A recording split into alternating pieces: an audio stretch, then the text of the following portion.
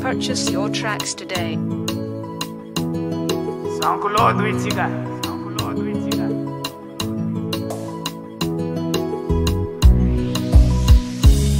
La fala sa panambulre ka mangambane ne mahandro fatimeti ambara kono kwelerwa fa fiera tilambo etotani dia kudiarantsareti na kiza ino 4000 zochi mapanginu wai batoko marina zai na desanya zalerua zema itofa ungichipuni nahi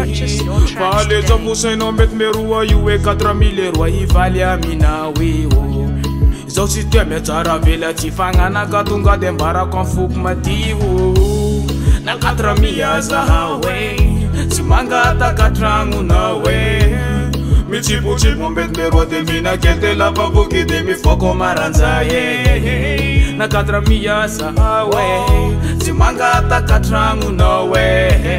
michipu chipu mbetmerwa de mina kete la babuki de mi foko maranza na 4000 za hawe simanga takatrangu nawe michipu chipu mbetmerwa de mina kete la babuki de mi foko maranza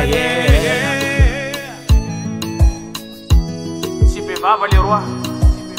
para todos Tiago.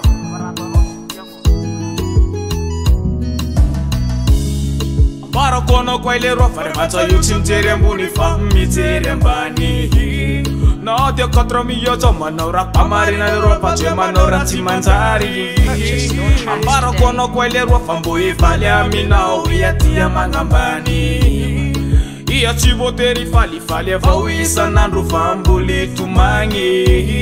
eke kurati ni manguzu fanga na katunga de marina no la saiko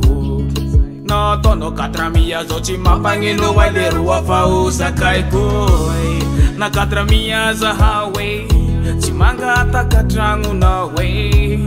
michipu chipu mbetlerwa de mina kelde la baboki de mi foko maranza na 4000 sawe simanga takatrangu nawe michipu chipu mbetlerwa de mina kelde la baboki de mi foko maranza na 4000 sawe simanga takatrangu nawe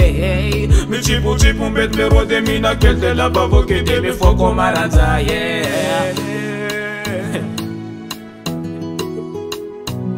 Fanga bukana ulerwa Ifale mna ulerwa Purchase your tracks today. Maita naga simtelo arrote na Waita na weo Eware na 4000 za hawe Simanga takatrangu nawe Michipu chipu mbetlerwa de mina kete la babuki de mi foko maranza na 4000 nawe Leroy takatrangu nawe michipu chipu mbetlerwa de mina kende la babuki de mi foko maranza